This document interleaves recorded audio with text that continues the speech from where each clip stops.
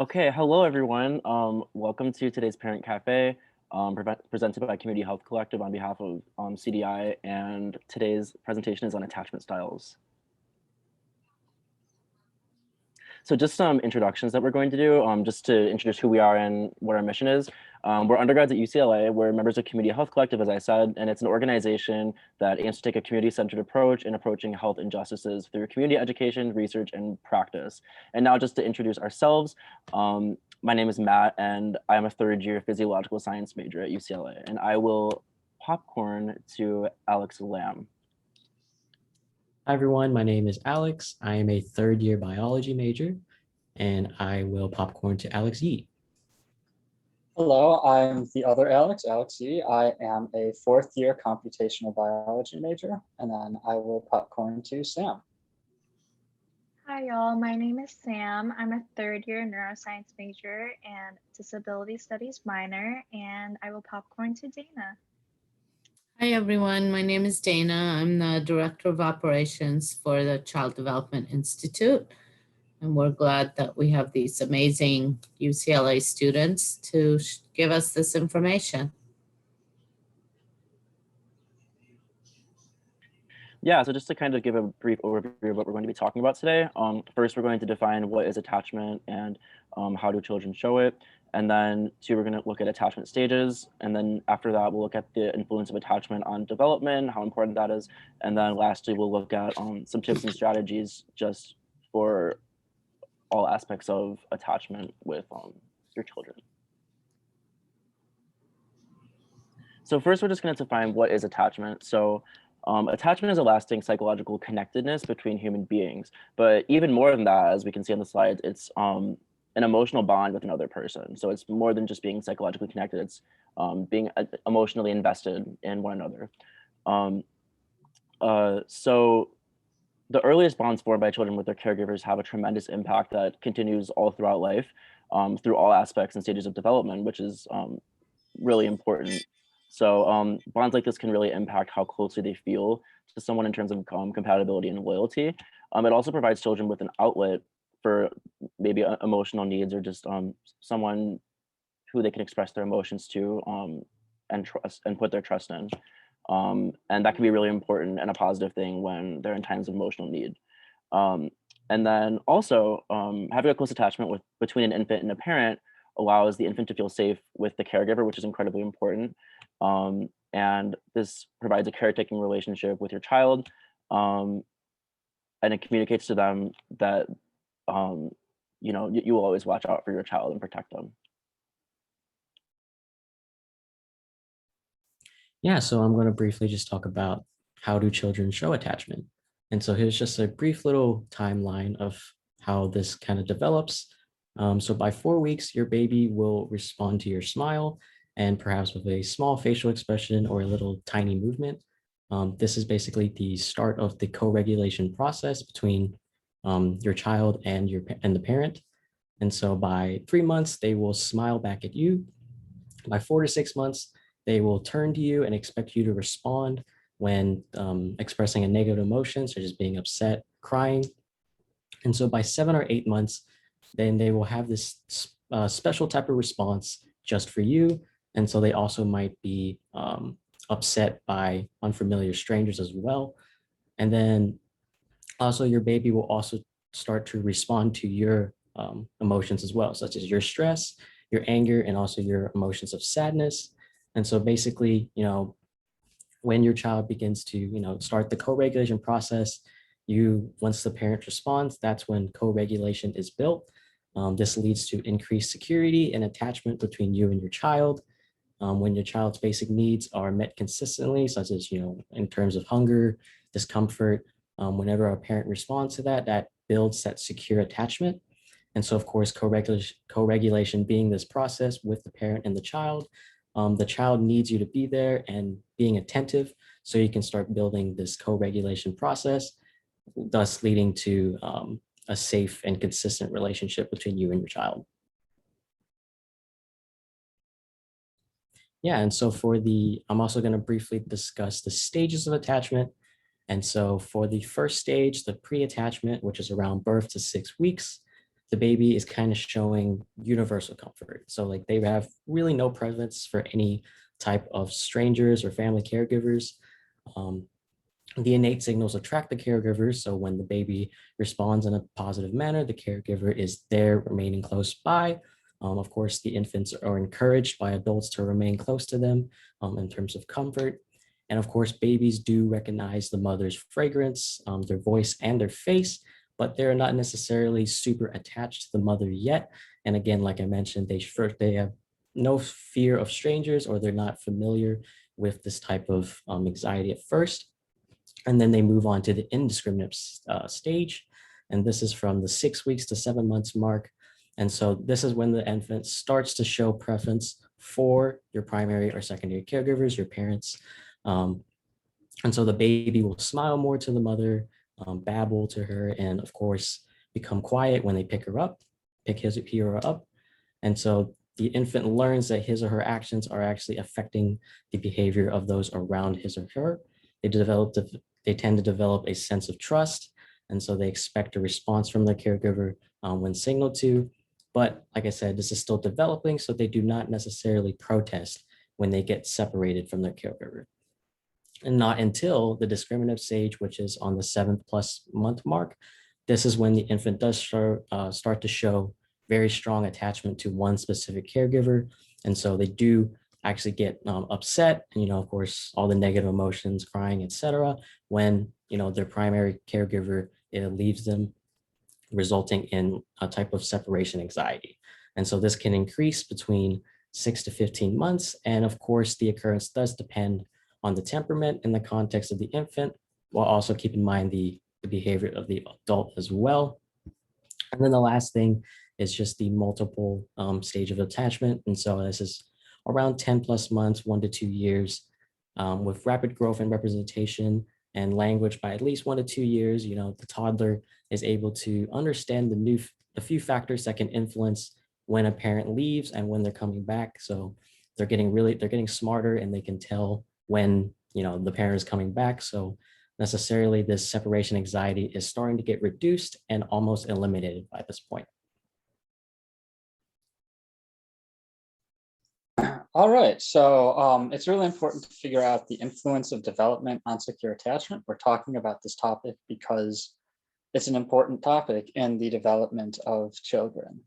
So when infants are securely attached to their parents or their caregivers, it gives them a good, safe foundation in a home, kind of, that lets the child explore the world and have a safe place to come back to, someone to come for emotional support and for material support in terms of food, diaper changing, stuff like that. And it really just allows them to know that they are being taken care of. It helps with trust. It helps with, it actually helps with independence, because they feel secure enough that they have someone to come back to, that they feel like they can go out into the world and explore. And it helps reduce anxiety throughout early and later childhood, which is really important for the way that infants and children at later ages develop. So yeah, it is essential for long-term emotional health. And if it gets disrupted, there can be some problems. Highly problematic childhood attachment and extremely abusive or neglectful parenting can be contributors to adult physical and physiological ill health, including substance abuse, behavioral problems, and various health problems. Now, most parents are, most of the time, you're not going to get effects that severe, but there can still be significant effects. And most parents are well-intentioned, but it's important to make sure that babies' needs are attended to reasonably well. And this can be difficult with the intense demands on especially working parents. So CDI can help you manage the demands of work and children, find appropriate resources and caregiving resources, childcare, and fix these issues. One thing important to note is that as long as the childcare is responsive to their needs as well, the other caregivers, they can have multiple secure attachments without really any issues. as long as you have a high quality childcare program. So that's really important. And now with attachment styles, what matters is the patterns of interaction between you and your child. If you're cooking dinner once and you can't immediately change their diaper, that's not going to totally destroy a secure attachment that you've built. However, if there's patterns of neglect where parents or caregivers never spend time with their child, leave their diaper unchanged for multiple hours, and these things continue to happen over time, then you may not have as much of a secure attachment. And it's really important to try to fix it when it develops to that point.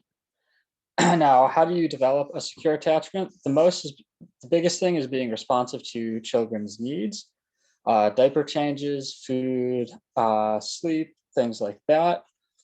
And also things like spending time with them, playing with your children, sharing the toys that they have with them, and teaching them how to use some of their toys if they're not ready for them, doing baby exercises with them, stuff like that helps you develop these secure attachments. And attachment is also important in later childhood. So doing things like checking with children emotionally, talking about their interests, and providing other forms of support. That's all very important.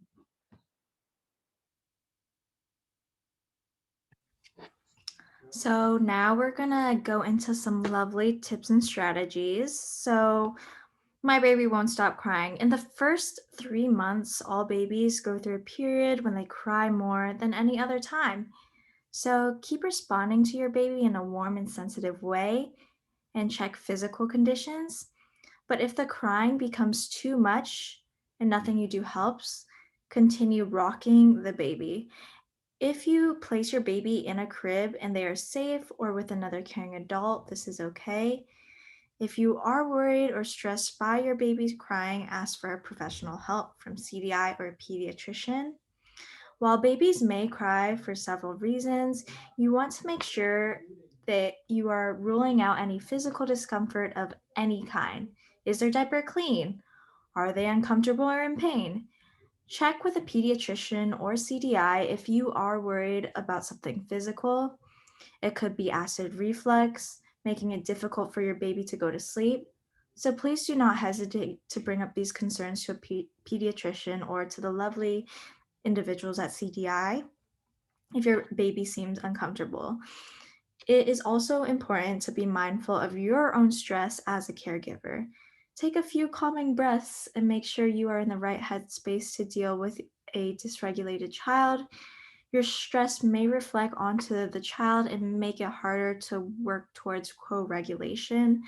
So take a couple minutes to calm yourself so that you and your baby can have the best models to co-regulate themselves to get back to sleep.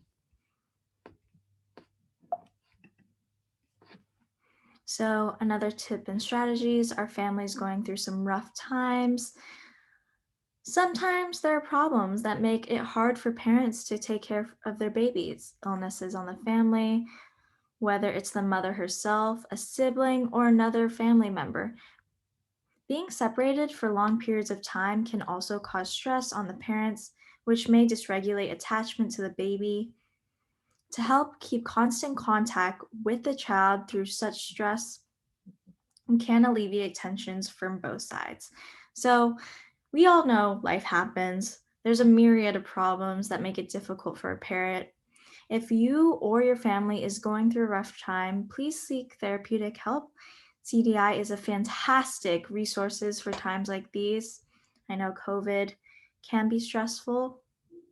And if you want to reach out to Dana, she can get you contacted to the best place to keep you on track. If you are stressed, your baby may become stressed and dysregulated as well. So it is important that you acknowledge how you are feeling and work towards alleviating some stress before helping your child co-regulate, kind of piggybacking off of that last slide. So lastly, another tips and strategies. You can't tell what your baby needs. Some babies may have trouble making their needs understood. The caregiver may not have the capacity to understand what the baby needs because of stress and trauma. Due to a variety of factors, babies may not be able to communicate to you what they need. If this is the case, speak to your pediatrician or contact CDI. So communication is important. Communication with young children can be complicated for many reasons. Factors like sensory issues, health problems, trauma, and stress make it difficult for you, your child, or both of you to understand each other. That's okay. Keep trying to develop the best relationship you can with your baby and reach out to CDI or pediatrician for additional resources to help. Some days will be better than others, that's a granted. And that is perfectly normal too. Do not get discouraged because of the consistency, because consistency is the best thing for your baby to develop the most secure attachment style we have been talking about all throughout this parent cafe. So that concludes our parent cafe for today. Here are some resources. Make sure to check them out on your leisure. And thank you. If you have any questions, Dana and we are here to talk about attachment styles. If not, y'all are free to go.